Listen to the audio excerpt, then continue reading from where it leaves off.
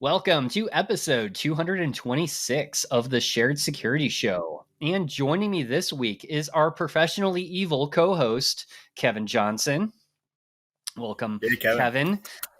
And I'd like to welcome back someone who has been living the American dream without the violence since 1867, our Ooh. Canadian co-host, Mr. Scott Wright. Great trivia. I personally haven't been living it since 1867, but yes, okay. I was going to say you just made Scott really old, and I thought you were going to say the American dream, but with healthcare.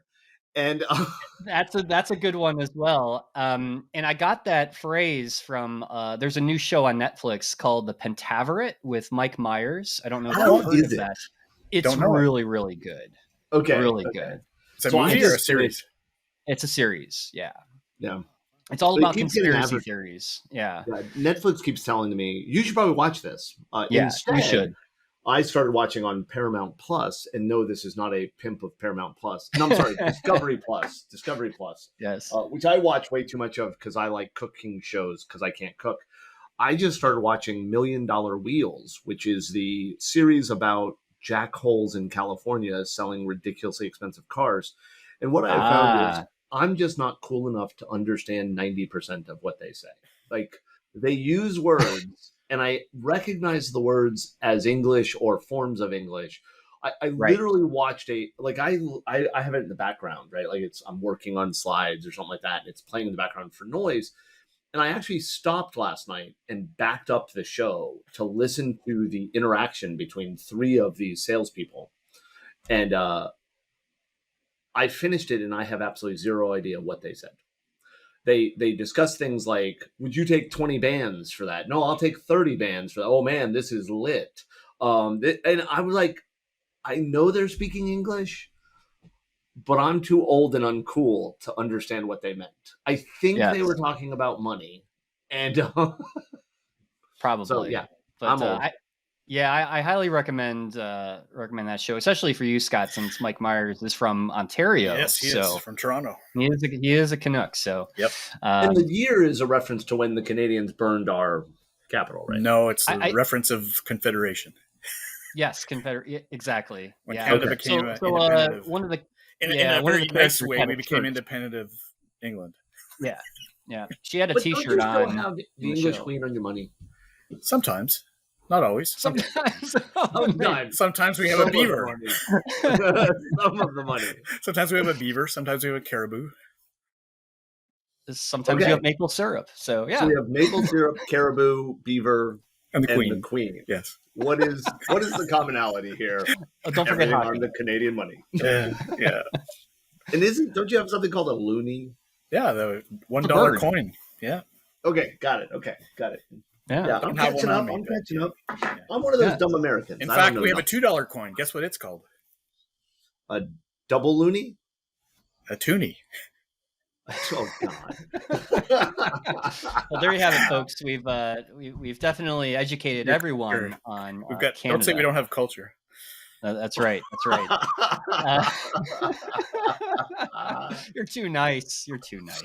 Oh man! But right. So before we jump into the stories, I did want to give a shout out to Josh Summers from the All Things Secured channel on YouTube for giving us a shout out. Much appreciated. A little bit of a fanboy over here because, Josh is definitely a famous YouTuber. So thanks for the shout out. Much appreciated. He had a great episode on iOS versus Android. Similar topic to what we talked about a few episodes ago. And so we'll have a link in the show notes to check it out and check out his channel. His channel is really awesome. Yeah, I'm embarrassed to say that I had not heard of his channel until you sent the link out, and I skimmed it real quick, and I plan on absolutely watching more of his stuff. It looks interesting. Yeah, it is definitely. So, and we have 600 subscribers on our YouTube channel officially. So thanks to all of you for subscribing to us as we see the channel grow. That's awesome. And they're not my fake YouTube accounts. And they're not all fake accounts. It's amazing. I didn't say they weren't fake accounts. I said they're not my fake accounts. I have no idea if they're fake accounts or not. That's right. Well, thank you, Kevin, if they are fake accounts. Appreciate that. So let's jump into our first story, which is Apple Mail now blocks email tracking. This actually came out a while ago with it's been a while. iOS 15. So I don't know why it's making the rounds now, and maybe the media is just late to the game. But this is actually a pretty cool thing. That it goes beyond the, you know how email clients have always had image blocking, right? Yeah. Like when you download the email, you'll everything's X'd out and you have to hit download images. This is very different. What Apple's doing is actually proxying your email to a basically a proxy service that they control. It downloads all of the tracking pixels, all the pictures and everything to make it look like you've opened up the email, but then they forward the email off to you. So to the person sending the email or the company or the marketing company, all they're getting back is Apple's proxy service, essentially, which protects your privacy because that would mean your IP address. If you opened up the email, timestamps, geolocation, all the things that could potentially be tracked through you opening up that email is now blocked. So pretty cool. Yeah, it's interesting. It's something that I've seen for a while. Obviously, as a startup, we've got CRM, customer relationship management software, sends out stuff, and you try and see how many people open the emails, and they use the tracking pixels to tell you how many people opened it based on how many of those images were viewed. And a lot of times people don't have viewing turned on, but Apple certainly made a big splash there with respect to, I don't know if they were blocking them before, but now they're downloading all of them, right? It's not actually blocking them. Right. According to the article, it caches everything. And so basically the marketer is overwhelmed with everything being opened, and it's opened from a set of IP addresses do not reveal the actual IP of the end. So the marketing people they're euphoric because everybody's opening all their email, and then they go and have unicorn for lunch, and then they're unicorn for lunch, but vegan unicorn. Yes. There's probably a morph you could do from tofu and tofu unicorn. No, I don't know. Tofu unicorn. Now I can't say it. Now I'm gonna struggle with that one. Yeah. All that to say, I think this is actually going to screw up a lot of people's phishing simulations, because when you send phishing simulation messages, one of the things companies do is they check to see how many people actually opened it, as well as how many people clicked on the links. And as somebody who is very against phishing simulations, I'm glad that it's messing those up. Yes, me too. I'm not supposed to be biased on this stuff, but I think I'm biased. I'm totally biased. I just had a thread on Twitter where I said I was biased, and there's a place for it. It's a very small place, but there is a place. But the problem is that companies like to try to interpret the click data, the click rates, based on how many people actually opened it, because you actually get some smaller number of people than who you sent it out to, right? And that makes your click rate actually look worse. So you can justify your existence easier. But now everybody opens it. So but only if they're using Apple Mail. Yes, but that's correct. Which is a large percentage of people, I'm sure. Yeah. And I mean, you have to turn this feature on, so it's important to note that as well. Really? Okay. You just go into your it's not on by default. So what they will prompt you, like if you just get a new iPhone and you just set up your email as an example, you'll get a prompt. You want to turn this on, but you can go into your mail setting on your iPhone or in your I believe if you have a Mac, you can do this as well in the settings to turn that on. If you want to have that feature. But some definitely benefits from a privacy perspective, but also some interesting things for people that actually need to track or market people. And some people like to have, marketing emails, and maybe you want people to know or certain companies know who you are. It would be interesting to see if in the future you could dial that into you can allow certain emails and then others, kind of like a whitelist, right? Yeah. Approach might be neat, but that's cool. Yeah, it is cool. So imagine this scenario. You're out of the office unexpectedly, and a colleague pings you because they need access to some system you have credentials for. Now, our listeners would never send passwords over email or Slack, right? But what about your coworkers? How many organizations out there are sending logins back and forth in plain text? Worse yet, how many just store all of their logins on a shared spreadsheet? We all know that human errors are the biggest threat to your organization's security. But did you know that weak or stolen passwords account for over 80% of all data breaches? Now, there are tools out there that can allow you to share credentials, set access permissions, and monitor the dark web for stolen logins. And Keeper Security's enterprise password management platform does just that. Keeper locks down logins, payment cards, confidential documents, API keys, and database passwords in a patented zero-knowledge encrypted vault. And it takes less than an hour to deploy across your organization. Sign up for a Keeper free trial for your organization today and get a free 3-year personal plan. Stop sharing emails and spreadsheets with the keys to the kingdom. Get started by visiting keepersecurity.com/shared security. Let's get into our segment called Aware Much? Thanks, Tom. You're welcome. I love how he says it. Aware much?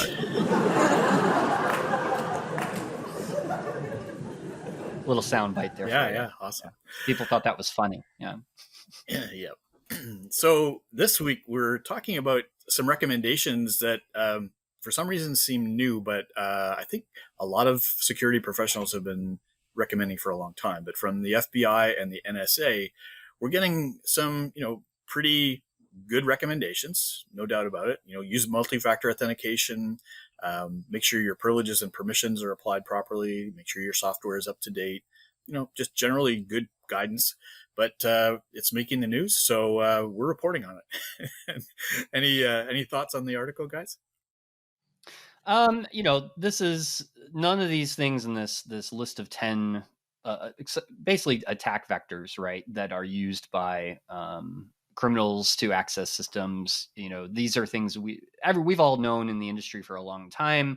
I find it interesting that the government is finally putting something like this together. This is actually very valuable, but it is just kind of confirming things that we know.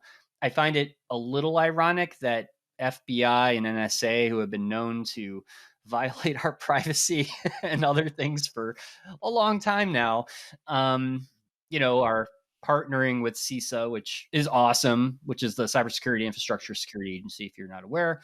And I think they are doing great things. But yeah, it's interesting, and I think definitely worth organizations to take a look at. I think the one good thing about it, and I totally agree with you. Matter of fact, I said it earlier that I'm glad the government is finally remembering these things are real. But and I hope that we hold the government to their own standards. Government agencies should be following all of these. Says the guy who just submitted stuff to an agency that did not require MFA or do any of the things I just read. Kind of like do what we say, not what we do. But I think one benefit to this is going to be that as security teams and developers and IT people try to get their companies to pay attention, having the ability to say, look, it's not just me. These people say it, right? I do find it funny is I will acknowledge that when I first read the NSA tells you some things not to get hacked, I thought, ooh, are they going to reveal some techniques? No. Patch. Patch stuff, people. What I think is kind of interesting about this is, as Tom and Kevin said, it's kind of good that they're recommending these things, but they're not known to be the most efficient at following these. What it tells me is maybe there's another one that they didn't put on the list that they can actually exploit. they didn't put their back door on the list. Yeah. I think it's more that they looked at it and said people aren't going to do this anyways. So it doesn't hurt us. That's right. I think that's right. Cool. So yeah, that's it for our article sponsored by ClickArmor. This is the first gamified security awareness, training, and engagement platform that really helps in a positive and inclusive way build a security culture for your team. And it's something that is really useful, especially in situations like remediation, right? How many times do you do phishing simulations and you get the same people failing and you send them back to take the same training and then they keep failing, right? So what if you had a different way to engage people, actually to learn these things, and you might see a difference. So check out clickarmor.ca, and we'll help you get there, and in a fun way. So And yep, and it's better than sending phishing emails to your employees absolutely, yes. As we talked about earlier in to this test section. them. Yes. Yeah, I've done many posts on LinkedIn, so I do invite people Mm-hmm. to connect with me on LinkedIn as well, Scott Wright, and I love to engage with people on topics like risk management and phishing and security awareness. So yeah, join me there. So that's it for this episode of Aware Much. Well, thank you, Scott. Always good stuff there. So, I want to welcome you both to the era of the hyper surveilled office, as the title of this article states. Is your So, boss watching? yes, is Big Brother watching? Is it 1984 or is it 2022? Book reference if you didn't get that. But so this is interesting to me just in terms of more and more companies are finding ways to monitor their employees, right? This is all pandemic induced, right? Where, more people have been working remote, and some employers feel that they need to keep an eye on people because maybe they want to make sure that they're actually working at their desk when they say that they're working. And there's all kinds of reasons why employers do this. But I find this fascinating because there's actually a law in New York that just was put into effect that requires firms to tell staff about any electronic monitoring of their phone, email, internet activity.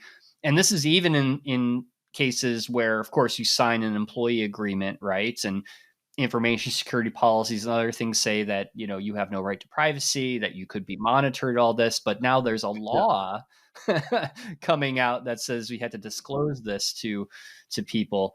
And first of all, I'm not a fan of this type of tech. Coming from just my background of I put a lot of trust into my employees as a manager and a leader, and I think, and Sorry. as you should, you hire people for a job, you expect them to do that job, and there's of course other ways to know if somebody isn't doing their job. But I don't believe that surveillance, in very invasive surveillance monitoring, is a solution to that. I think that just makes things worse. I mean, let me be blunt. Okay, right off the bat, let's ignore the privacy concerns. Let's ignore the how much of a jackhole you have to be to think, you know what I should do? I should monitor everything my people do. Let's ignore all of those things. Let's ignore that for a second. Let's ignore the fact that you suck as a manager, if that is what you need.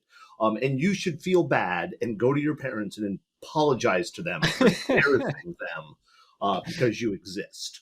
Let's ignore all of that. I hope I'm not coming across with my bias. But let's discuss the security ramifications of logging everything your people do.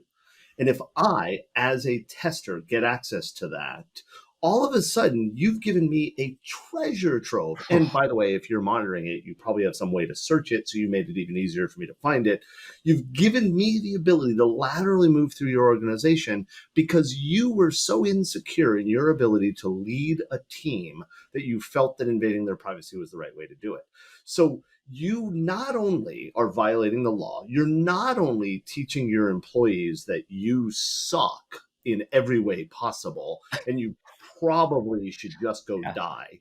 But you also have weakened the security of your organization and opened up them for attack. So, we've seen time and time again where privacy systems like this, invasive private, monitoring systems like this, are compromisable, We know that very often these monitoring systems upload what they're doing to a cloud provider or some system, which is also not secure. Let's not go there. Let's just point it out in every way possible. You have failed. You have failed horribly. And my belief is you should be given a Darwin Award because you should spontaneously combust and die. Wow. Are you finished? Are you finished? No, I'm pure. I just had this. I ranted at somebody on Reddit the other day because Tom made me join Reddit because we have a Reddit community. No, it's okay. I actually really liked it and I'm enjoying it.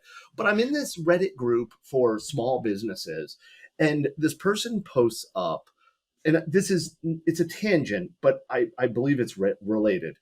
The person posts that they want to start hiring. They've gotten to a point in their business that they need employees to grow, and I want to give them credit for. If you go look at my posting history, you'll find the person. I want to give them credit that they, after they posted it, they came to the realization that really what they were looking for was a partner, not an employee. But they posted this thing that said, "Hey, I want an employee, but I'm really worried because I'm going to teach them trade secrets, and so I want them to sign a non-compete. And how do we prevent them from joining the company and then leaving after a while?" And I wrote back and I tried to be nice, and I like to believe I was, but as we've heard before, I'm just a jerk.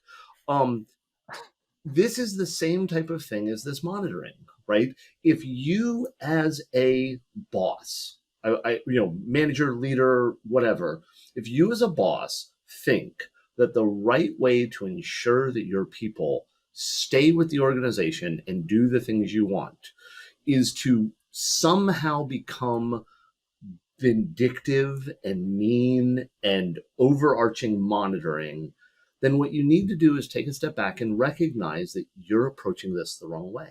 And what you are doing by doing this type of monitoring, by starting a relationship with a employee, by immediately giving them a contract that says, "Hey, if you ever leave, you're screwed." What you're doing is you're building a foundation for the ultimate betrayal. And I mean ultimate as in ultimately they will do it, not like some Megazord ultimatum.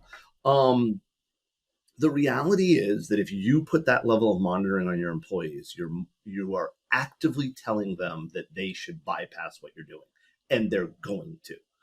Instead, like you said, Tom, there are many ways for a good leader, and I am not in any way claiming I'm a good leader. I am sure that many people at Security Ideas will tell you I suck as a leader.